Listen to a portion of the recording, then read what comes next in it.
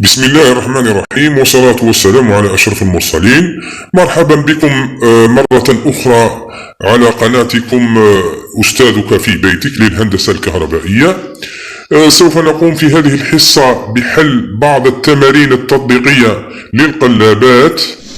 إذا الآن مباشرة نقرأ نص التمرين. التمرين الأول: نعتبر القلاب RSH ونضع المعادلتين التاليتين. إذا المعادلة الأولى هي المدخل R يساوي K في Q، K و Q، والمعادلة الثانية S تساوي G و Q بار.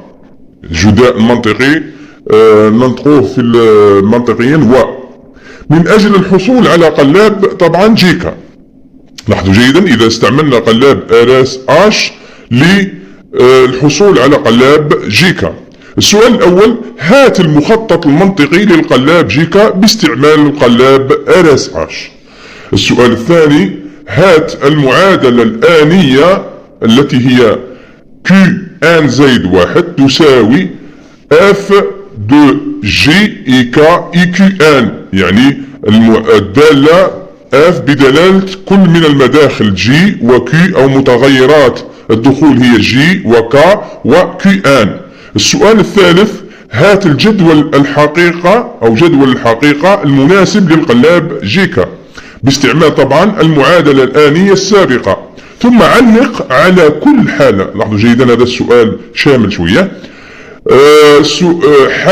ثم علق قلنا على كل حالة على حدة. ماذا تستنتج بشأن القيمة أو المساواة G تساوي K وتساوي 1 منطقي. السؤال الرابع أكمل جدول الحقيقة التالي. هذا التمرين الأول. سوف نقوم بحل هذا التمرين بالتفصيل، وأنوه وأعيد وأنصح تلاميذتي الكرام: قبل أن تشاهدوا الحل يجب أن تحاولوا في التمرين. بسم الله الرحمن الرحيم. نبدأ حل التمرين.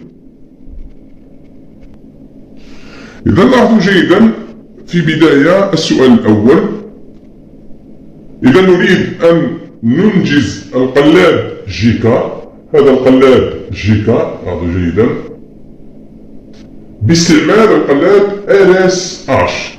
نضيف بوابة و هكذا،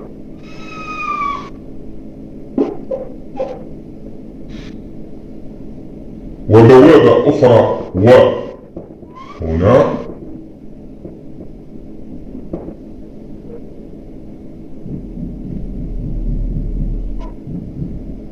إذا هذا Q وهذا Q بار.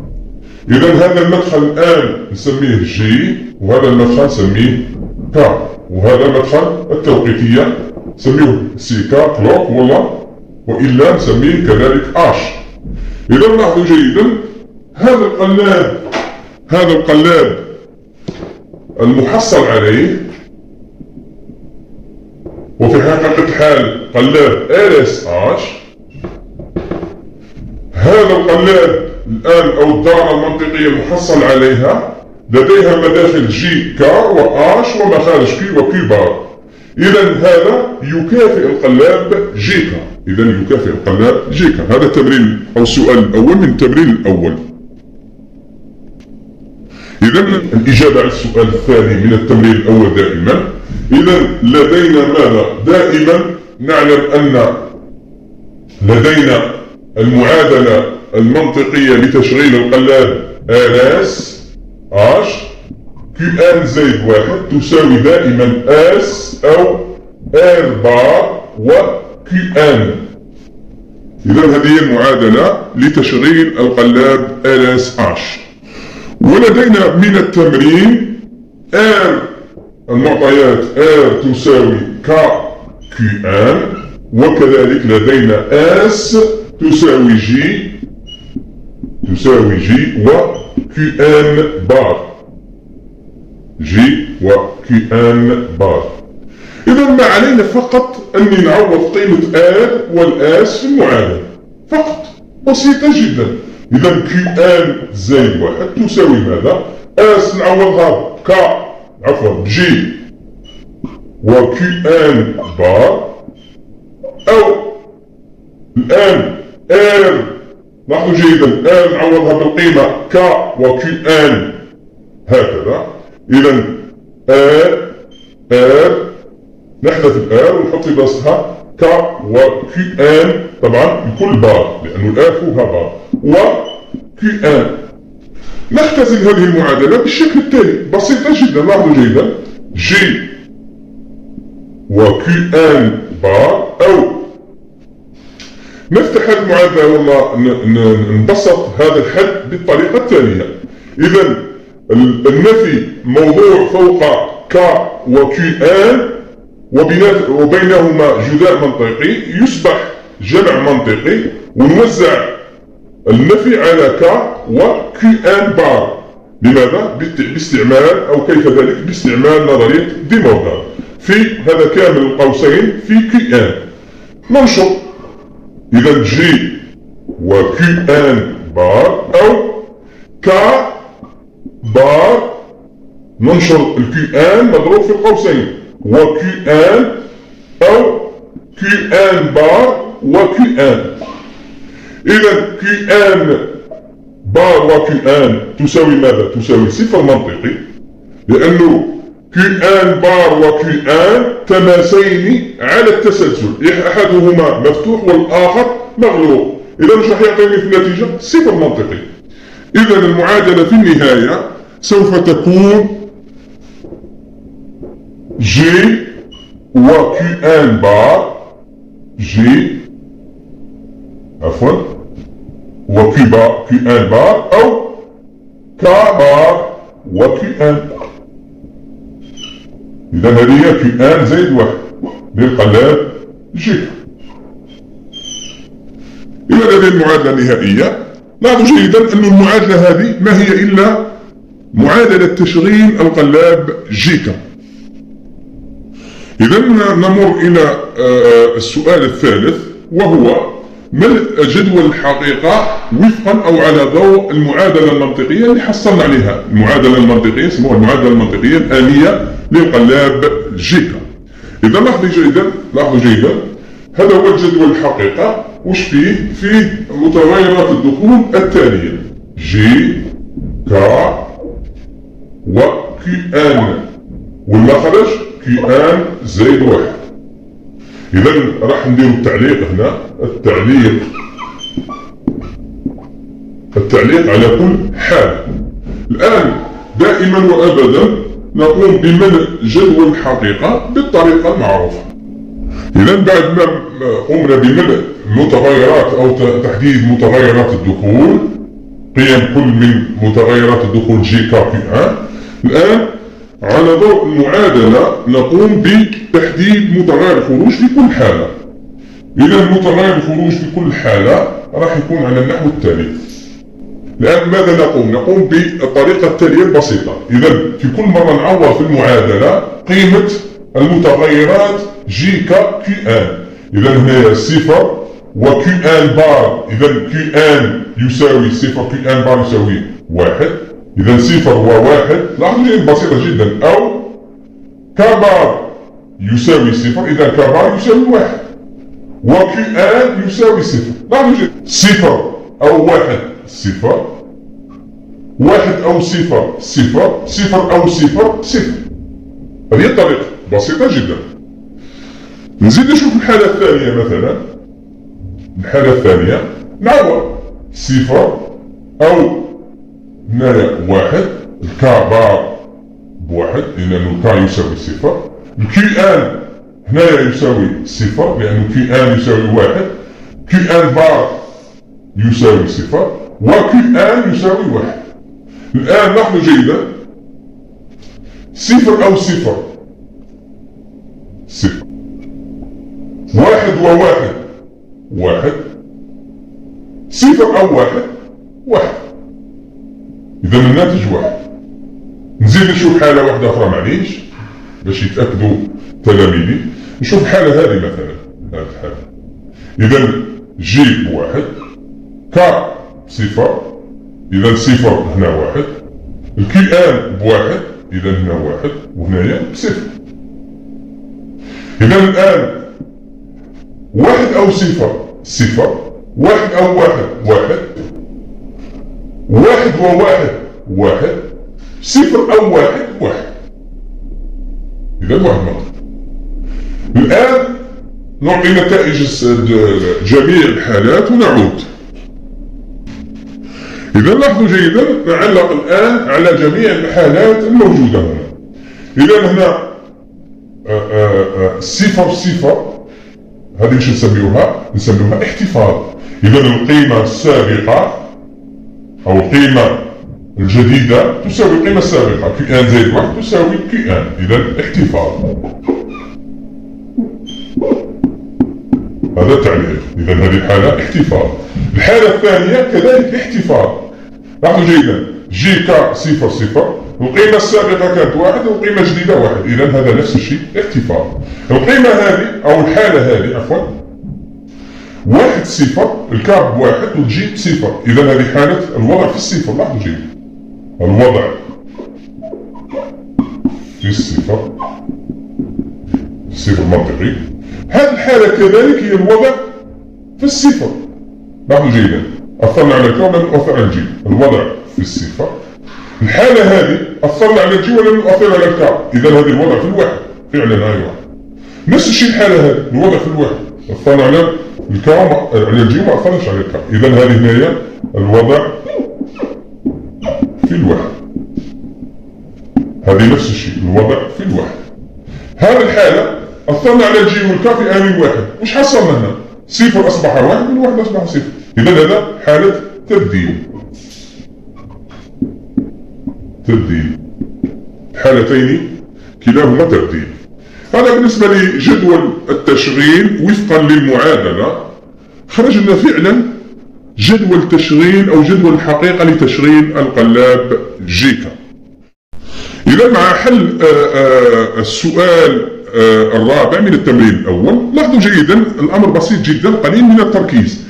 إذا هنايا في هذا التمرين السائل أعطانا قيمة المتغير Q1 متغير دخول ومتغير خروج، ماذا تصرف طبعا بعد إعطاء نبضة في H أو بعد تفعيل التوقيتية. لاحظوا جيدا الحالة هذه الأولى فقط صفر، القيمة السابقة، القيمة الجديدة صفر، إذا هذا نسميه احتفاظ. ليس فقط نسميه الاحتفاظ، وقد يكون كذلك الوضع في الصفر. إذا الوضع في الصفر، ما هو المسؤول عن الوضع في الصفر؟ وما هي ما هي القيمة المسؤولة عن الوضع في الصفر؟ والقيمة المسؤولة عن الاحتفاظ هي القيمة صفر صفر مسؤولة عن الاحتفاظ، وصفر واحد مسؤولة عن الوضع في الصفر. إذا هذا جي لابد أن يأخذ القيمة صفر، وكا ممكن يأخذ صفر وممكن يأخذ واحد. إذا مش نحطوا نضع قيمة إكس. إذا هذه الحالة تعبر عن صفر واحد وصفر صفر. الحالة الثانية الآن، القلاب كان به القيمة صفر وأصبح في الواحد، كان في الوضع في الصفر وأصبح في الوضع في الواحد. هذه الحالة مش نقول عليها، نقول أنها تأخذ حالتين، ما هي؟ يا إما التبديل من صفر لواحد، يا إما الوضع في الواحد. لاحظوا جيدا، صفر أصبح واحد، إذا يا إما الوضع في الواحد. كيف يكون الوضع في الواحد؟ واحد صفر، هذا الوضع في الواحد. إذا ننشط جي ولا ننشط أو نؤثر على الجي ولا نؤثر على الكا، أو نؤثر على الكا ونؤثر على الجي والكا في آن واحد. كيف؟ نعطي القيمة واحد واحد، القيمة واحد واحد شنو هي؟ هي تبديل. إذا لاحظوا جيدا الجي يجب أن يأخذ القيمة واحد، لكن الكا قد يأخذ القيمة واحد أو صفر. إذا هذه تسميها يا إما واحد واحد تبديل، يا إما واحد صفر، الوضع في الواحد. الآن نمر للحالة الثالثة. الحالة الثالثة كان القلاب كان في الواحد أصبح صفر، إذا هذه كذلك يا إما تبديل يا إما الوضع في الصفر. إذا الوضع في الصفر شنو هي؟ هي نؤثر على الكا ولا نؤثر على الجي، هذا نسميه الوضع في الصفر. والتبديل نؤثر على الجي والكا في آن واحد. إذا هنا الجي لازم يأخذ القيمة في كلتا الحالتين، لازم يأخذ القيمة واحد، والجي قد يكون صفر وقد يكون واحد. إذا نضع في مكانه إكس. إذا إكس وواحد هي واحد أو صفر واحد. واضح؟ الآن الحالة الأخيرة لاحظوا جيدا القلاب كان في الواحد وأصبح في الواحد. إذا حافظ على القيمة تاعه. إذا هي إما احتفاظ اللي هي صفر صفر، وإلا الوضع في الواحد اللي هي واحد صفر. لاحظوا جيدا. إذا احتفاظ الوضع في الواحد. احتفاظ يا إما صفر صفر احتفاظ، يا إما واحد صفر اللي هي، ولا نقراوها صفر واحد اللي هي الوضع في الواحد. نشطنا الجي ولم فعلنا الجي ولم نفعل الكا. إذا في هذه الحالة الكا يحافظ على القيمة واحد، صفر عفوا، يحافظ على القيمة صفر، لكن الجي يأخذ القيمة صفر أو واحد. إذا إكس. إذا هذا الجدول المختصر لتشغيل القلاب جيكا راح يكون على هذا الشكل: إكس صفر، إكس واحد، واحد إكس، وصفر إكس. إذا نمر الآن إلى حل التمرين الثاني. حل التمرين الثاني. التمرين الثاني طبعا يقول: نعتبر القلاب LSH ونضع القيمة S تساوي R بار وتساوي D من أجل الحصول على قلاب D. إذا وش نلاحظوا؟ نلاحظوا أننا استعملنا القلاب LSH في إنشاء أو إنجاز القلاب D، أو في تحقيق القلاب D. هات السؤال الأول: هات المعادلة الآنية لمخرج القلاب الجديد QN زائد واحد تساوي بدلالة D وQN. ماذا لو نضع G بار تساوي K وتساوي D؟ هل نحصل على نفس المعادلة الآنية السابقة؟ لماذا؟ السؤال الثالث: هات المخطط المنطقي للقلاب D باستعمال القلاب RSH، ونسموه RST كيف ثم باستعمال القلاب جيكا. السؤال الرابع: استنادا إلى المعادلة الآنية السابقة هات جدول الحقيقة المناسب للقلاب D.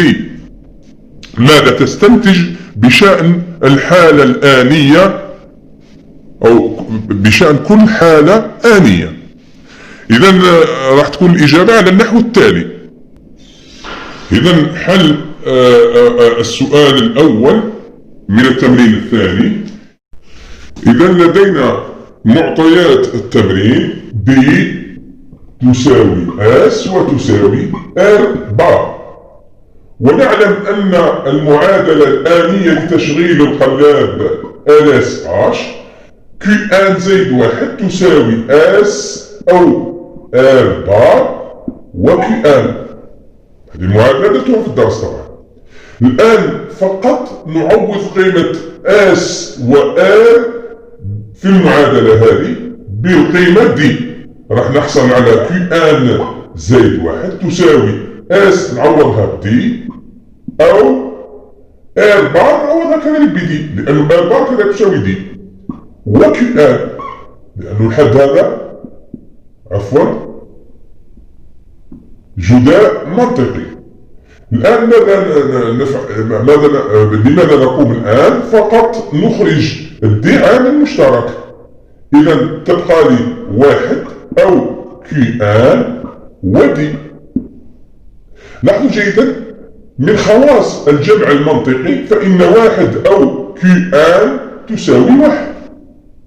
واحد و QN تساوي واحد، وبالتالي راح تبقى لي واحد ودي، كذلك واحد ودي تساوي دي من خواص الجمع المنطقي الجداء المنطقي. إذا في الأخير راح نحصل على المعادلة الآنية لتشغيل القلاب V QN زائد واحد تساوي دي. طبعا هذه استخلصتها في الدرس. الآن لاحظوا جيدا من خلال المعادلة الآنية نلاحظ أن QN زائد واحد مستقل تماما أو لا يتعلق بتغيرات القيمة السابقة اللي هي QN. إذا QN زائد واحد تساوي D فقط، ولا توجد في المعادلة الآنية QN هي قيمة سابقة. الآن استخراج المعادلة الآنية لتشغيل القلاب D باستعمال القلاب جيكا. الآن لاحظوا جيدا في المعطيات لدينا G تساوي ك بار وتساوي دي. إذا ونعلم أن تشغيل القلاب جيكا أو المعادلة الآنية لتشغيل القلاب جيكا كي ان زائد واحد تساوي جي وكي ان بار أو ك بار وكي ان. فقط نعوض بقيمة كل من جي وك بدلالة دي. إذا نعوض المعادلة جي تساوي دي كذلك وكي ان بار أو ك بار تساوي دي. إذا دي وكي ان. إذا نفس الشيء بالنسبة للمعادلة باستعمال القلاب جيكا. إذا نخرج دي عامل مشترك نفس الشيء تبقى لي هنايا فقط كي ان بار أو كي ان هذه كذلك تساوي واحد منطقي. إذا في الأخير كي ان زائد واحد تساوي دي باستعمال القلاب جيكا. باستعمال القلاب جيكا. ماذا نلاحظ؟ نلاحظ أن القيمة كذلك كي ان زائد واحد تساوي دي. إذا لاحظوا جيدا القلاب استعملنا القلاب ls h حصلنا على قلاب دي بنفس الكيفية. استعملنا القلاب جيكا حصلنا على قلاب دي بنفس المعادلة. ماذا نقول؟ نقول فقط أن القلاب جي هو ماذا؟ هو عبارة عن نسخة متطورة أو مطورة من القلاب ls h. إذا القلاب ls h في الحقيقة أو القلاب جيكا في الحقيقة هو قلاب ls h فقط طوروه العلماء كيف تخلصوا من الحالة الممنوعة اللي هي جي تساوي أو اس تساوي ار وتساوي واحد. الآن تحقيق القلاب دي باستعمال القلاب ls h ثم القلاب جيكا للحصول على الدارة المنطقية للقلاب دي. لاحظوا جيدا هذا القلاب ls h وهذا القلاب جيكا. إذا فقط لاحظنا أنه لإنجاز القلاب دي باستعمال ls h فقط نضيف بوابة لا هكذا يعني ننفي القيمة s ونعطيها للآر وهذا نسميه دي. نفس الشيء بالنسبة للقلاب جيكا نأخذ القيمة جي نسميها دي وكذلك الجي ننفي القيمة المنطقية لجي ونوصلها بك. إذا هنا حصلنا على القلاب دي باستعمال قلاب جيكا ls h وحصلنا على القلاب دي كذلك باستعمال قلاب جيكا. إذا هذه هي المخارج الآن. هذا المخرج كي بار فقط. إذا هذا قلاب دي وهذا قلاب دي باستعمال القلاب ls h والقلاب جيكا. إذا الإجابة عن السؤال الرابع والأخير جدول الحقيقة المناسب للقلاب دي. من خلال المعادلة الآنية التي قمنا باستنتاجها في السؤال أو في الأسئلة السابقة لدينا كي ان زائد واحد تساوي دي. إذا من خلال جدول الحقيقة حددنا المداخل التي هي قيمة المدخل دي والقيمة السابقة للقلاب دي. إذا درسنا 4 حالات. الآن نرسم أو نكمل ملء الجدول من خلال المعادلة. إذا هنا مباشرة كي ان زائد واحد تساوي دي يعني نهز هذه القيم كما راها كما هي ونضعها في المخرج. إذا كي ان زائد واحد دي تساوي صفر كي ان زائد واحد تساوي صفر تساوي صفر تساوي صفر واحد واحد واحد.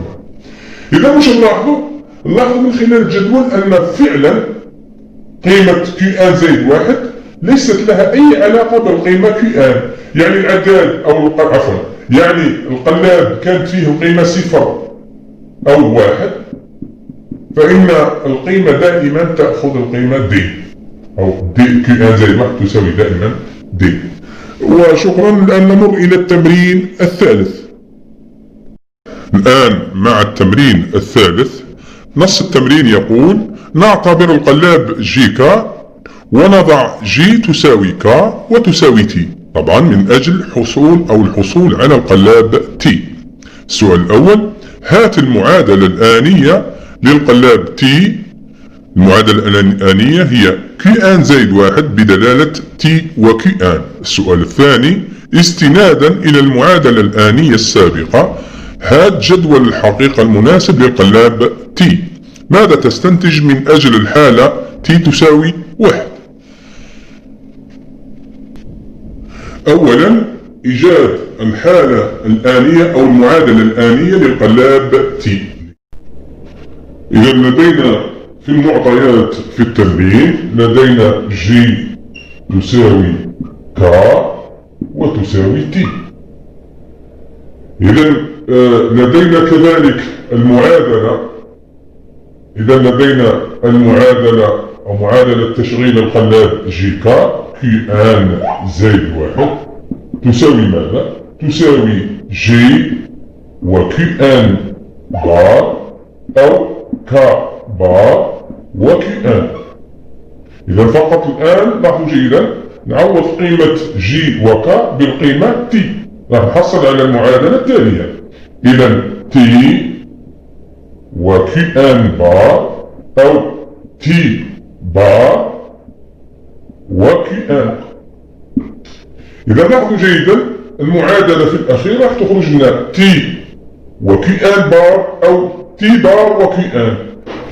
إذا نلاحظ جيدا أن المعادلة في الأخير Q1 زائد 1 راح تساوي T أو استبعادي Q1. T أو استبعادي Q1. إذا الإجابة على السؤال الثاني: هات جدول الحقيقة أو جدول التشغيل للقلاب T وفقا أو باستعمال المعادلة الآنية المحصل عليها في السؤال الأول. إذا Q1 زائد 1 ماذا تساوي؟ تساوي T بار أو Q1 أو عفوا T بار و Q1 أو T و Q1 بار. نعرض فقط. إذا جدول الحقيقة لاحظوا جيدا مسحنا جميع الاحتمالات الممكنة اللي هي 0 0 1 0 0 1 و 1 1. الآن نكمل الجدول بتعيين قيمة المخرج Q1 زائد 1 وفقا للمعادلة. نعوض فقط، الأمر بسيط جدا. إذا الحالة الأولى Q1 يساوي 0، هنا راح يكون 1 Q1 بار، هنايا 0 هنايا النفي 1. T تساوي 0، إذا T بار تساوي 1 هنا 0. إذا 0 و1 0 أو 1 0 و1 0. إذا 0 أو 0 تساوي 0. إذا المخرج يأخذ القيمة 0. الآن نشوف الحالة الثانية. نعوض فقط مجرد تعويض للقيم المنطقية. الآن T تساوي 0، إذا هنا 1 T بار 1 Q1 يساوي 1. الآن T تساوي 0 و Q1 بار يساوي 0. إذا ماذا تعطينا؟ 1 أو 1 تعطيني 1، 0 أو 0 يعطيني 0، 0 أو 1 أو 0 تساوي 1. إذا هنا 1. الآن نزيد نعوض بالحالة الثالثة. الحالة الثالثة T تساوي 1 T بار تساوي 0 Q1 يساوي 0 Q1 بار يساوي 1. إذا هنا جداء منطقي وهنا جمع منطقي. 0 أو عفوا 0 و 0 0 1 أو 1 1 و 1 1 0 أو 1 1. نزيد نعوض بالحالة الأخيرة اللي T يساوي 1 و Q1 يساوي 1. إذا T يساوي 1 Q1 يساوي 1. إذا T بار يساوي 0 Q1 يساوي 0. 0 و 1 0 1 و 0 0 0 أو 0 0. لاحظوا جيدا قمنا بملء أو إكمال ملء الجدول أو الحصول على متغير الخروج Q1 زائد 1 فقط باستعمال المعادلة ومتغيرات الدخول. حصلنا على القيمة 0 1 1 0. ماذا نلاحظ في الجدول؟ نلاحظ أننا عندما لم نؤثر على t فإن مخرج القلاب يساوي القيمة السابقة. لاحظوا جيدا، لم نؤثر على المدخل t والقلاب يأخذ القيمة السابقة اللي هي هذه الحالة سموها احتفاظ. القلاب قام بعملية احتفاظ. الآن عندما نؤثر على t، لاحظوا جيدا، نؤثر على t فإن المخرج القلاب أو مخرج القلاب راح يأخذ القيمة السابقة منفيا. إذا كانت 0 أصبحت 1، كان 1 أصبح 0. هذه يسموها عملية تبديل. إذا هذه نسميها حالة تبديل، والتحكم يكون فقط بالمدخل t.